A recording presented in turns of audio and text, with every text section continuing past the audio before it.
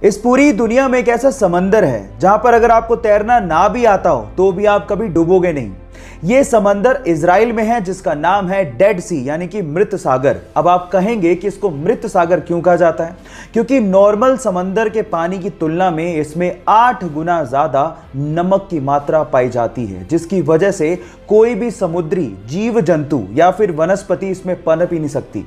इसमें मिनरल्स और सॉल्ट इतने ज्यादा है कि इसकी वजह से इसकी डेंसिटी बहुत ज्यादा है और उसी वजह से आप इसके ऊपर फ्लोट करते हैं और कभी डूबते ही नहीं हैं।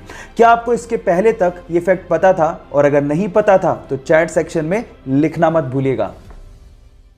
क्या आप लोग एडवोकेट और लॉयर में फर्क जानते हैं? क्या मेरे जैसे आप भी यही समझते थे कि एडवोकेट और लॉयर में कोई फर्क नहीं होता? ऐसा नहीं है। एडवोकेट और लॉयर में फर्क होता है।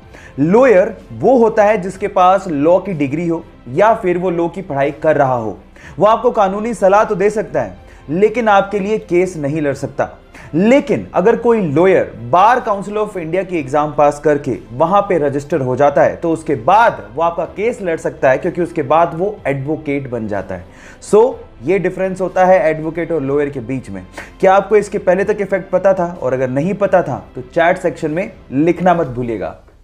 हमारे मोबाइल के लिए मोबाइल की बैटरी बहुत ज्यादा जरूरी है, लेकिन उससे जुड़ी कुछ अफवाहें भी हैं जो हमें डेली सुनने को मिलती हैं। जैसे कि अगर आपने पूरी रात अपने मोबाइल को चार्ज पे लगा के रखा तो आपके मोबाइल की बैटरी खराब हो सकती है, लेकिन यह गलत है। एक्चुअली पुराने मोबाइल तक तो ठीक था, लेकिन आजकल के स्मार्टफोन की बैटरी भी स्मार्ट हो चुकी है। एक्चुअली यहां पर जो आपका चार्जिंग मैकेनिज्म है वो कुछ इस तरह से काम करता है कि पूरा चार्ज होने के बाद बैटरी अपने आप ही इलेक्ट्रिकल सप्लाई को बंद कर देती है। मसलन आपके मोबाइल की बैटरी खराब नहीं होती है, तो निश्चिंत रहिए, पूरी रात चार्ज लगाने पर आपकी मोबाइल की बैटरी खराब नहीं होगी। क्या इसके पहले तक आप ये फैक्ट जानते थे? और अगर नहीं जानते थे तो चैट सेक्शन में लिखना मत भूलिएगा। अच्छी हैंडराइटिंग से आप किसी भी टीचर को इंप्रेस कर सकते हो, और कई लोगों ने बचपन में अपनी हैंडराइटिंग को ठीक करने के लिए कोशिश भी की होगी। कईयों ने ठीक कर ली होगी और कईयों ने टीचर से मार भी खाई होगी। लेकिन अगर मैं आपसे कहूं कि एक 8वीं क्लास की लड़की है जिसकी हैंडराइटिंग कंप्यूटर के फॉन्ट को भी मात दे दे, तो क्या आप विश्वास करोगे? जरा ध्यान से देखिए इस हैंडराइटिंग को। लड़की नेपाल की है जिसका नाम है प्रकृति मल्ला, और उसकी हैंडराइटिंग को दुनिया की सबसे खूबसूरत हैंडराइटिंग्स में से एक माना गया है। क्या आप लोगों को भी लगता है कि कंप्यूटर के फॉन्ट को भी मात देती है प्रकृति की राइटिंग? चैट सेक्शन में लिखना मत भूलिएगा।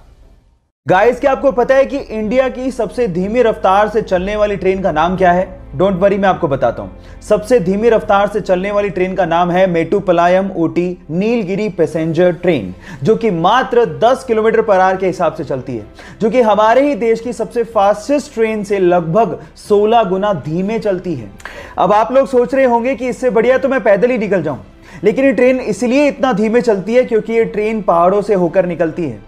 लेकिन जब आप इसकी सवारी करेंगे और बाहर का नजारा देखेंगे तो आप इतने मंत्रमुग्ध हो जाएंगे कि आप लोग ये शुक्र मनाएंगे कि ये ट्रेन इतना धीमे चलती है।